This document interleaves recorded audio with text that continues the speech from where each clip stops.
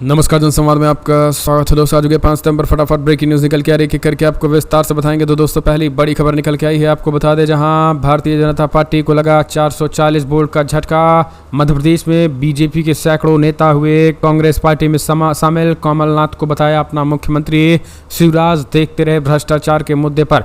दूसरी खबर में आपको बताएंगे दोस्तों, फिलहाल बीजेपी को लगा तगड़ा झटका। कर्नाटका में आखिरकार सरकार ने खोल दी फाइल। कर्नाटका में कई पूर्व मंत्री जाएंगे जेल, ऑपरेशन लोटस हुआ धड़ाम। तीसरी खबर में आपको बताएंगे दोस्तों, India one nation one election को लेकर सोनिया गांधी ने आज बुलाई बड़ी बैठक। बीजेपी के जोरदार मुसीबतें बढ़ा दी हैं पीएम मोदी की। आज इंडिया के सभी लोग सोनिया गांधी के घर पर पहुंच रहे हैं। चौथी खबर में आपको बताएंगे दोस्तों, बिग ब्रेकिंग निकल के आई है जहां घोसी में आज हो रहा है 5 विधानसभा सीटों पर उपचुनाव। घोसी में जबरदस्त तरीके से गड़बड़ी करा रही है भारतीय जनता पार्टी। आज आईजी रेंज से मुलाकात किए हैं, बताएंगे क्या है पूरा मामला, एक एक करके विस्तार से बताएंगे। लेकिन उससे पहले छोटा सा अगर आपने चैनल को सब्सक्राइब नहीं किया तो पल पल के अपडेट के लिए चैनल को सब्सक्राइब करना ना भूलें दोस्तों। दरअसल पहली बड़ी खबर निकल के आई है, आपको बता दें आज घोसी सहित 5 विधानसभा में उपचुनाव हो रहे हैं, लेकिन घोसी में हो रहा है खेला।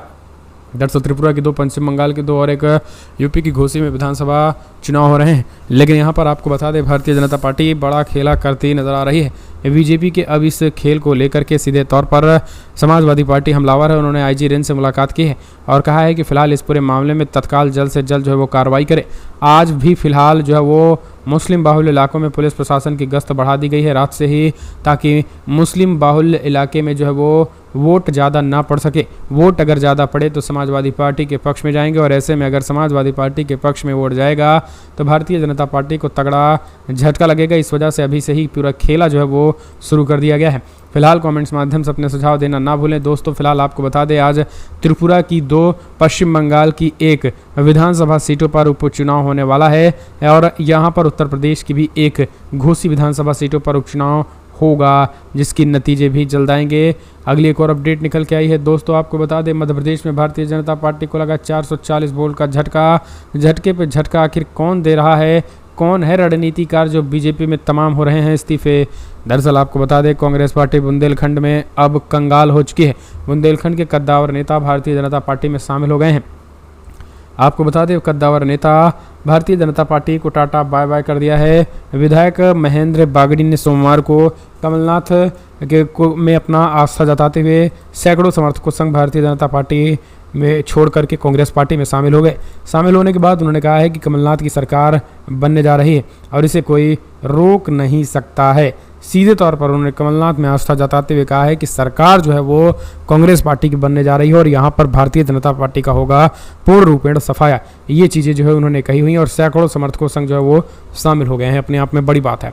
अगली एक और अपडेट भी निकल के आई है दोस्तों, आज सोनिया गांधी के घर पे बड़ी बैठक बुलाई गई है जहां मोदी की बढ़ रही मुश्किलों में इजाफा करने के लिए।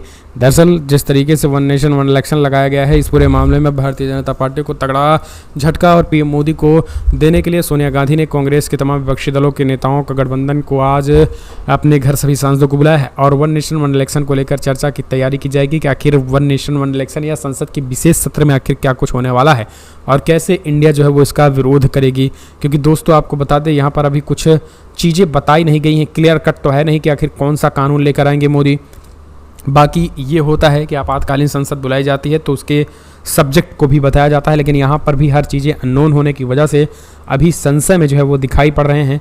ऐसे में जो है वो सोनिया गांधी, मल्लिकार्जुन खड़गे, राहुल गांधी के नेतृत्व में कल तमाम इंडिया के सभी सांसद एकजुट होने जा रहे हैं। एक और अपडेट निकल के आई है, देश में एक देश एक चुनाव की गूंज के बीच आरएसएस भी बड़ी बैठक करने जा रहा है। पुणे में 36 संगठनों के नेता बीजेपी सहित होंगे शामिल। दरअसल राष्ट्रीय स्वयंसेवक संघ की अखिल भारतीय समन्वय बैठक महाराष्ट्र के पुणे में आयोजित होने जा रही है और संघ के 3 दिवसीय अखिल भारतीय समन्वय बैठक की शुरुआत 14 सितंबर को होगी और समापन 16 सितंबर को होगा। अगले बार 2024 में होने वाले लोकसभा चुनाव से कुछ ही महीने पहले पुणे में होने जा रही राष्ट्रीय स्वयंसेवक संघ की इसी बैठक को काफ़ी महत्वपूर्ण माना गया। संघ के सरसंचालक मोहन भागवत और कार्यवाहक दत्तात्रेय घोष के नेतृत्व में होने जा रही बैठक में बीजेपी, विश्व हिंदू परिषद और अखिल भारतीय विद्यार्थी परिषद सहित आरएसएस से जुड़े संघ के सभी 36 संगठनों के प्रमुख पदाधिकारी शामिल होकर अपने अपने संगठन के कामकाज की रिपोर्ट देंगे और साथ ही भविष्य की रणनीति पर चर्चा करेंगे। एक और अपडेट निकल के आई है, इंडिया से पूरी तरीके घबरा गई मोदी सरकार। कांग्रेस बोली वन नेशन वन इलेक्शन संवैधानिक संशोधन के बाद ही संभव। वन नेशन वन इलेक्शन का मुद्दा एक बड़े विवाद में फंसता जा रहा है और वन नेशन वन इलेक्शन को लेकर के एक बार फिर कांग्रेस ने ऐतराज जताया और मोदी सरकार पर पटवार किया। कांग्रेस ने सोमवार को कहा है कि वन नेशन वन इलेक्शन केवल संवैधानिक संशोधन के बाद ही संभव हो सकता है और भारतीय जनता पार्टी इसे जानबूझकर थोप रही है। ये केवल और केवल अडानी हिंडनबर्ग जैसे मामलों पर ध्यान भटकाने की कोशिश और इससे कुछ होने वाला है नहीं। तो ये चीज़ें उन्होंने कही हुई हैं। एक और अपडेट निकल के आई है, मतदान से ठीक पहले उपचुनाव मायावती का बड़ा फैसला, इंडिया गठबंधन की बढ़ गई मुश्किलें, बीजेपी को हो सकता है फायदा। दरअसल उत्तर प्रदेश की घोसी विधानसभा सीट पर मंगलवार को मतदान से ठीक पहले बहुजन समाज पार्टी ने अपना एक ऐलान कर दिया है और उन्होंने किसी भी पार्टी को मतदान न करने की अपील की है। उन्होंने कहा है कि आप सीधे तौर पर जो है वो नोटा दबाइए, नोटा। उपचुनाव में बहुजन समाज पार्टी उतरी नहीं है, इस वजह से यहाँ पर नोटा दबाने की बात कही है। घोसी में 90,000 अनुसूचित जाति, 95,000 मुस्लिम, 50,000 राजभर, 50,000 नोनिया, 30,000 बनिया, 19,000 निषाद, 15,000 छत्री और कोरी, 14,000 भूमिहार, 7,000 ब्राह्मण, 5,000 कुम्हार।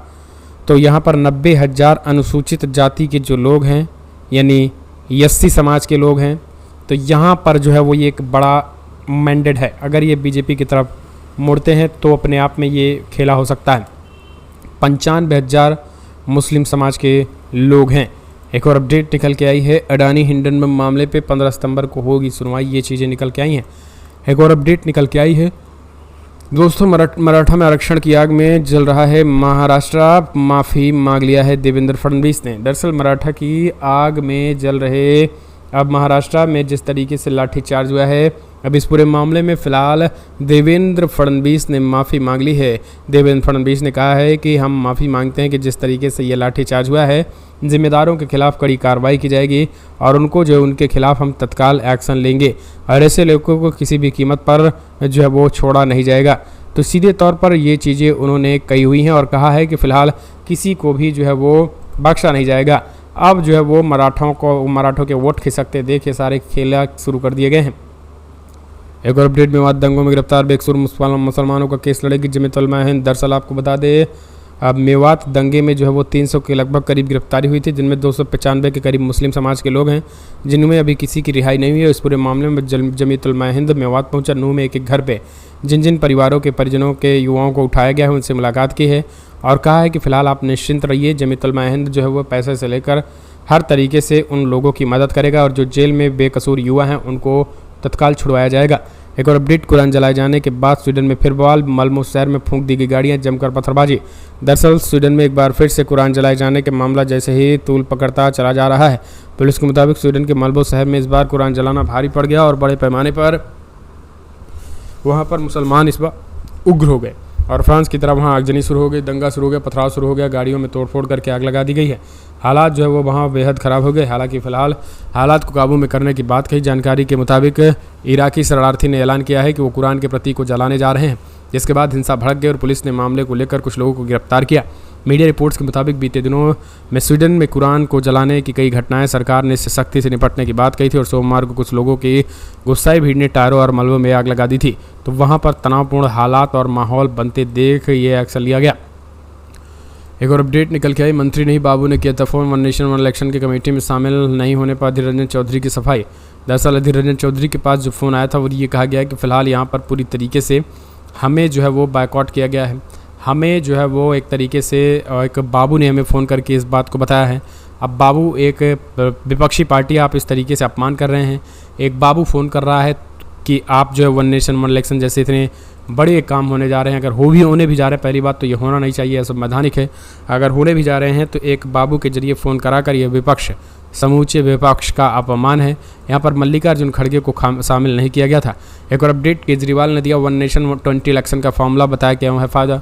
आम आदमी पार्टी के संयोजक अरविंद केजरीवाल ने वन नेशन वन इलेक्शन का विरोध करते हुए कहा है कि साल में कम से कम 4 बार चुनाव होने चाहिए और वन नेशन 20 इलेक्शन का नारा देते हुए केजरीवाल ने कहा कि यदि हर 3 महीने में चुनाव होंगे तो नेता जनता के सामने आएंगे और उन्होंने कहा है कि 9 साल पीएम रहने के बाद मोदी ऐसा कह रहे हैं तो इसका मतलब यह है कि उन्होंने कोई काम नहीं किया। केजरीवाल ने यह भी कहा है कि यदि वन इलेक्शन हो गया तो सिलेंडर 5,000 का और टमाटर 15,000 रुपये का हो जाएगा।